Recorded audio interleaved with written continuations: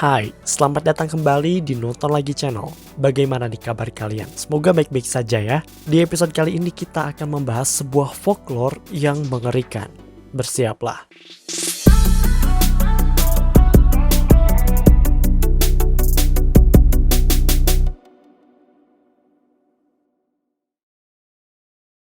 Mitos dan cerita rakyat berkembang di setiap daerah, tidak hanya di Indonesia tapi juga di negara lain.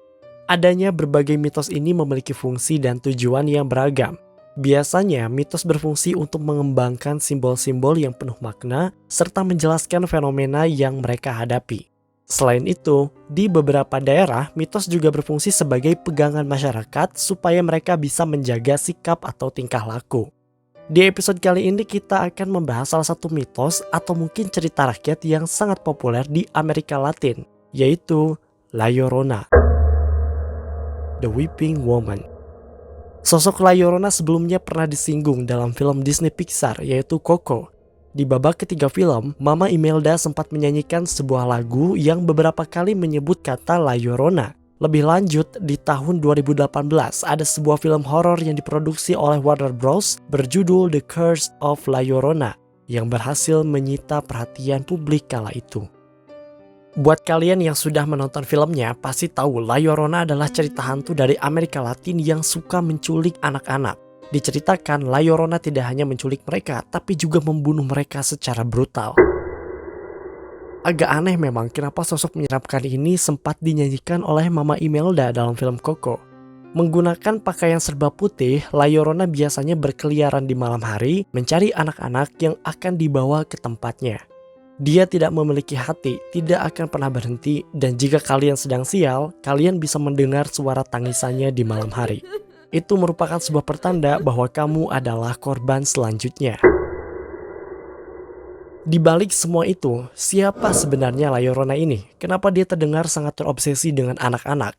Dari mana cerita-cerita ini berasal? Pasti ada kisah yang melatar belakanginya. Kami akan memberitahu kalian dulu bahwa cerita asli La Llorona jauh lebih tragis dari apa yang kalian tahu. So, sebelum membahas lebih jauh seperti biasa, jangan lupa untuk like, share, dan komen jika kalian suka video ini. Tekan tombol subscribe dan aktifkan notifikasi loncengnya supaya kalian tidak pernah ketinggalan video-video terbaru dari kami dan sebagai bentuk dukungan kalian terhadap berkembangnya channel ini. Oke, ini dia original story part 2 episode La Llorona, The Weeping Woman.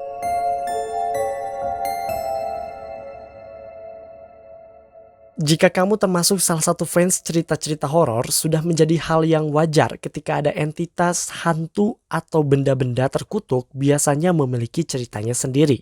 Dan La Llorona bukanlah pengecualian.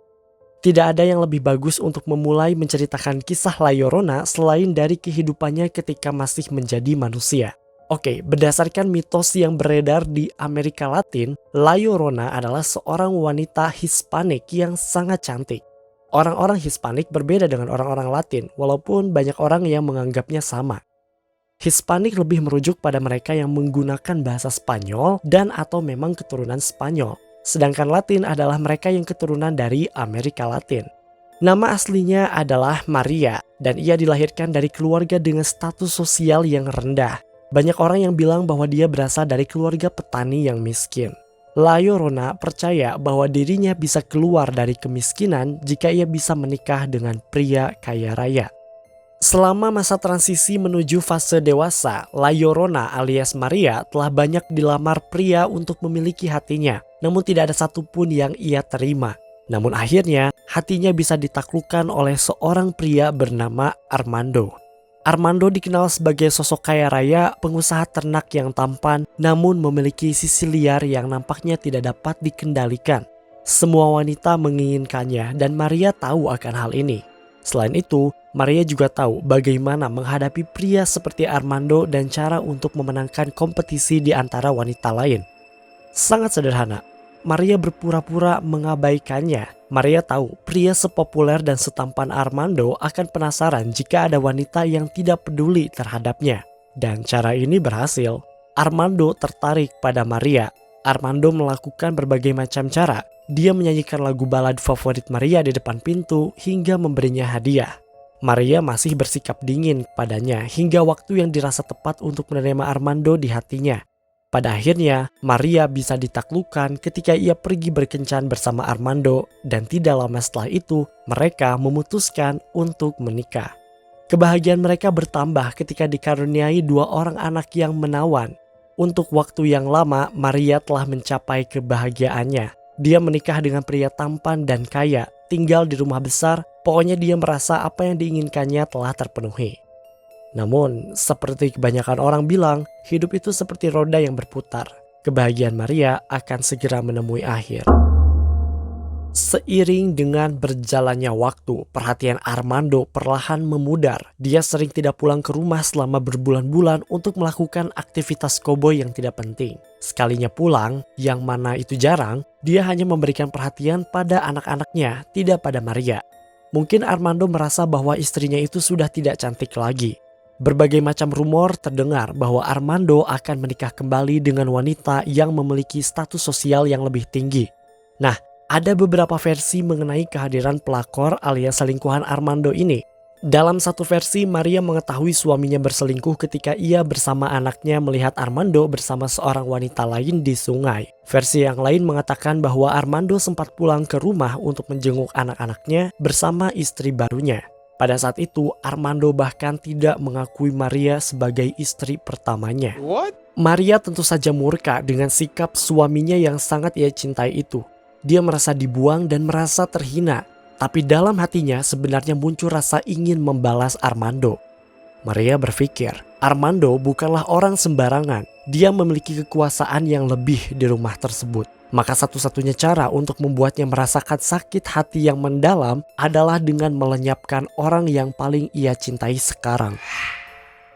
Bukan istri barunya, tapi 2 anak menawan yang sejatinya adalah anaknya Maria juga. Beberapa versi cerita yang sering kita dengar, Maria melenyapkan 2 anaknya itu dengan melemparkan mereka ke sungai. Dia melihat anak-anaknya terseret arus, tenggelam, meminta tolong hingga akhirnya meninggal. Tidak lama ia baru menyadari betapa kejamnya apa yang telah ia lakukan. Ia masuk ke dalam sungai tersebut mencari kembali anak-anaknya yang telah hilang. Dengan sekuat tenaga ia menahan dirinya dari arus sungai untuk mencari anak-anaknya. Maria kelelahan hingga pada akhirnya dia terbawa arus, tenggelam dan meninggal. Dalam versi yang lain, Maria membunuh anak-anaknya dengan cara lebih brutal. Ia dengan sengaja menenggelamkan anaknya di sungai menggunakan tangannya sendiri. Dan memutuskan untuk mengakhiri hidupnya juga dengan cara bunuh diri. Keesokan paginya, warga menemukan tubuhnya dengan pakaian serba putih dan langsung menguburnya sebelum matahari bersinar terik. Ceritanya tidak berhenti di sana guys. Ketika malam datang di hari yang sama dengan penguburannya, beberapa warga mendengar suara wanita menangis. Sesekali wanita tersebut berkata, "Di mana anakku? Di mana anakku?"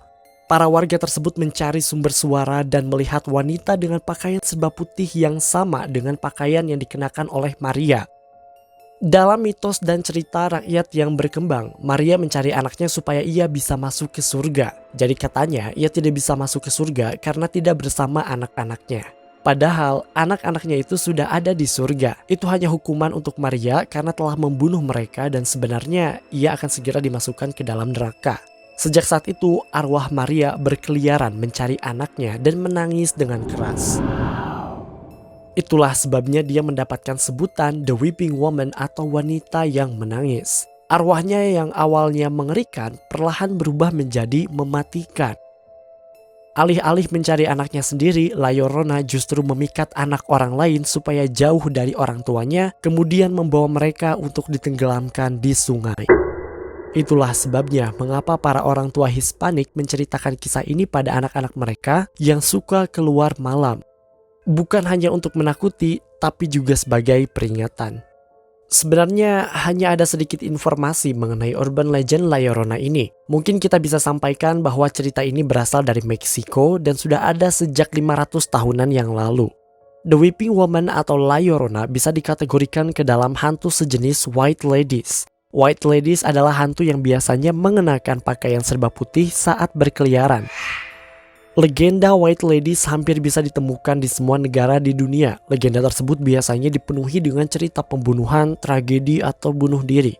Misalnya di Republik Malta, ada legenda tentang hantu perempuan yang mengenakan gaun pernikahan putih. Wanita itu meninggal bunuh diri di hari pernikahannya karena pada saat itu ia dipaksa untuk menikah. Jangan jauh-jauh deh, di Indonesia juga ada yang namanya kuntilanak. Biasanya ia mengenakan pakaian yang serba putih. Nah, sekarang kuntilanak punya panggilan baru nih, yaitu The White Lady. Oke, balik lagi ke La Llorona. Percaya atau tidak, ada sebuah urban legend lain yang mirip dengan kisah Maria. Hanya saja kisah satu ini tidak ada hantunya dan ini merupakan bagian dari mitologi Yunani. Aneh ya, mitologi Yunani biasanya tentang dewa-dewaan. Sekarang ke ranah hantu-hantuan. Jadi, menurut mitologi Yunani, ada seorang ratu Libya yang bernama Lamia. Diceritakan Lamia ini merupakan selingkuhan dari Zeus karena seperti yang kita ketahui bahwa pasangan Zeus adalah Hera.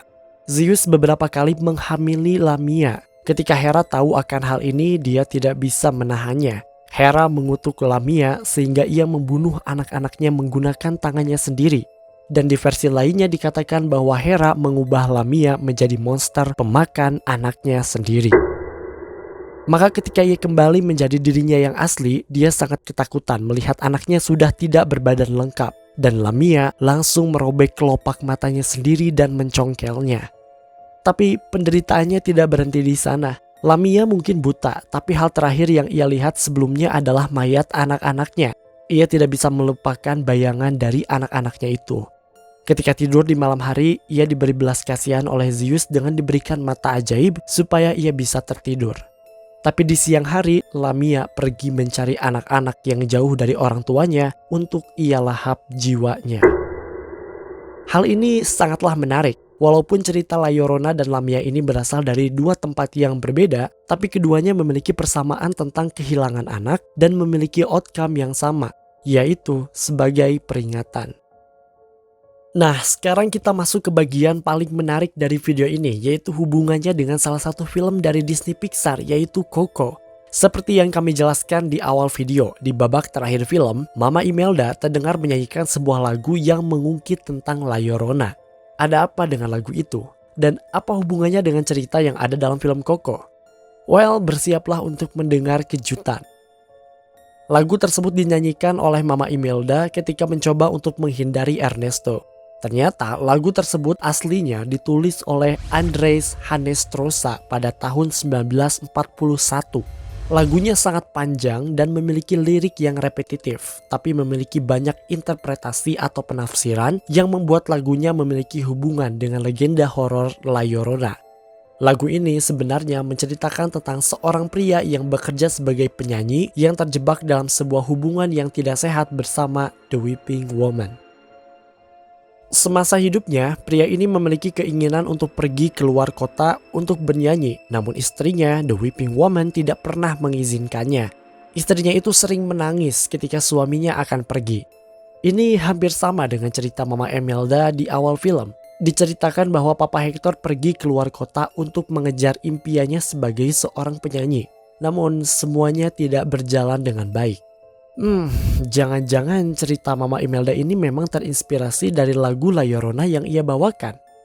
Atau mungkin saja Mama Imelda merupakan The Weeping Woman itu sendiri. Entahlah, yang pasti dalam lagu tersebut baik si pria maupun The Weeping Woman, keduanya sama-sama menderita dengan alasannya masing-masing. Teori lainnya mengatakan bahwa lagu tersebut memang menceritakan tentang La Llorona, namun diceritakan dari sudut pandang suaminya. Mungkin sebelum ia berselingkuh, ia sudah mencoba meninggalkan La Llorona beberapa kali. Namun karena ia sering menangis histeris, ia akhirnya kabur dan memutuskan hubungan dengan La Llorona dari hidupnya. Makanya ketika ia kembali untuk menjenguk anak-anaknya, dia tidak mengakui kehadiran La Llorona.